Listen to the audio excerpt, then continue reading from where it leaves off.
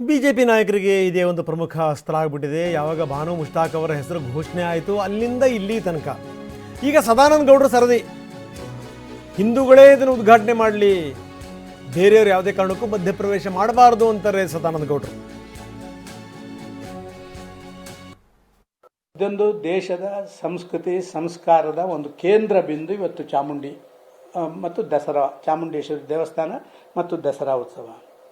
ಇದೊಂದು ಹಿಂದೂ ಧರ್ಮದ ಮೇಲೆ ನೇರ ಪ್ರಹಾರ ಮಾಡಿದಂಗೆ ಆಗೋದಿಲ್ವಾ? ನಾನು ಕೇಳುವಂಥದ್ದು, ಯಾವುದೇ ಮಸೀದಿಗಳಿರ್ಬೋದು, ಯಾವುದೇ ಚರ್ಚ್ಗಳಿರ್ಬೋದು, ಅವರು ಕೂಡ ಅವರ ಬೇರೆ ಬೇರೆ ವಾರ್ಷಿಕ ಜಾತ್ರೆಗಳಿರ್ಬೋದು, ಅವರ ಧರ್ಮದ ಆಚರಣೆಗಳಿರ್ಬೋದು, ಬೇರೆ ಬೇರೆ ಇದನ್ನು ಮಾಡ್ತಾ ಇರ್ತಾರೆ. ಅಲ್ಲಿ ಯಾರಾದರೂ ಬೇರೆಯವರು ಹೋಗಿ ಅಲ್ಲಿ ಹಸ್ತಕ್ಷೇಪ ಮಾಡ್ತಾರಾ? ನಾನು ನನ್ನ ಮನೆಯ ಗೃಹ ಪ್ರವೇಶ ಉಂಟು, ಆಹ್ವಾನ ಎಲ್ಲರಿಗೂ ಕೊಡ್ತೇನೆ, ಪೂಜೆ ನಾನೇ ಮಾಡುತ್ತಾನೆ. ಇವತ್ತು ಗಣೇಶೋತ್ಸವ ಉಂಟು, ಗಣೇಶೋತ್ಸವ ಎಲ್ಲ ಕಡೆ ಸಾರ್ವಜನಿಕರು ಎಲ್ಲರೂ ಸೇರ್ತಾರೆ. ಸಾರ್ವಜನಿಕರು ದಸರಾ ಉತ್ಸವಕ್ಕೆ ಎಲ್ಲರೂ ಬರಬೇಕು, ಎಲ್ಲರೂ ನೋಡಬೇಕು. ಯಾಕೆ ನಮ್ಮ ಸಂಸ್ಕೃತಿ ಸಂಸ್ಕಾರಗಳನ್ನು ಮಾಡಬೇಕು. ನಾನು ಕೇಳುವಂಥದ್ದು, ಇವತ್ತು ಯಾರನ್ನು ಉದ್ಘಾಟನೆ ಕರೆದಿಯಾರ ಅವರು ನಿಮ್ಮ ಅಲ್ಲಿಯ ಯಾವುದು ಇದೆಲ್ಲ ಕುಸ್ತಿ ಪಂದ್ಯಾಟ ಉದ್ಘಾಟನೆ ಮಾಡಲಿ, ಯುವಜನ ಮೇಳ ಉದ್ಘಾಟನೆ ಮಾಡಲಿ, ಮಹಿಳೆಯರದ್ದು ಯಾವುದಾದ್ರು ಉದ್ಘಾಟನೆ ಮಾಡಲಿ, ಅಥವಾ ನಿಮ್ಮ ಬೇರೆ ಯಾವುದೇ.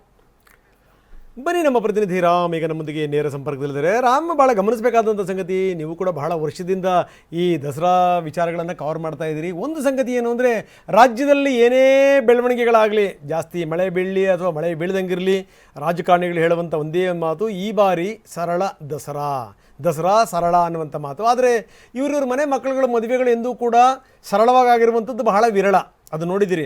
ಅಥವಾ ಎಲ್ಲವೂ ಕೂಡ ಸರಿ ಇದೆ ಅನ್ನುವಂಥ ಸಂದರ್ಭದಲ್ಲಿ ಯಾವುದೋ ಒಂದು ಕಂಟ್ರವರ್ಸಿ ಕ್ರಿಯೇಟ್ ಆಗಬೇಕು. ನೋಡಿ, ಈಗ ಆಗಿರೋದು ಅದನ್ನೇ.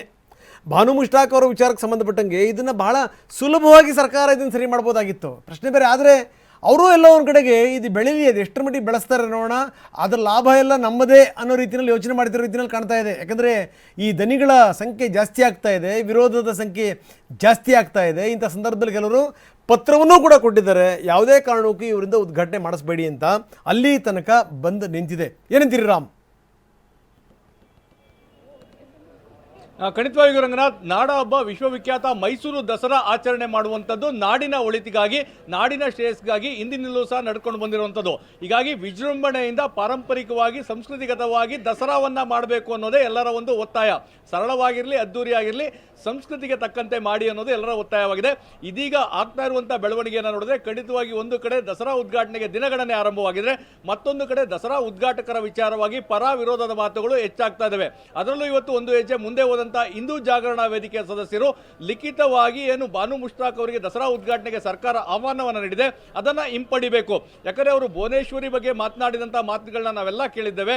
ಭುವನೇಶ್ವರಿ ಮತ್ತೆ ತಾಯಿ ಚಾಮುಂಡೇಶ್ವರಿ ಇಬ್ಬರನ್ನೂ ಸಹ ನಾವು ಒಂದೇ ದೇವರಾಗಿ ಪೂಜೆಯನ್ನ ಮಾಡ್ತೇವೆ. ಭುವನೇಶ್ವರಿಯ ಬಗ್ಗೆ ಆ ಅಭಿಪ್ರಾಯವನ್ನು ಹೊಂದಿದಂತವರು ಚಾಮುಂಡೇಶ್ವರಿಯ ಬಗ್ಗೆಯೂ ಸಹ ಅದೇ ಅಭಿಪ್ರಾಯವನ್ನು ಹೊಂದಿರ್ತಾರೆ. ಹೀಗಾಗಿ ಅವರು ಅಲ್ಲಿ ಬಂದು ದಸರಾ ಉದ್ಘಾಟನೆ ಮಾಡೋದು ಸರಿಯಲ್ಲ. ಸರ್ಕಾರ ಈ ಒಂದು ಆದೇಶವನ್ನ ಹಿಂಪಡಿಬೇಕು, ಈ ನಿರ್ಧಾರದಿಂದ ಹಿಂದೆ ಸರಿಬೇಕು.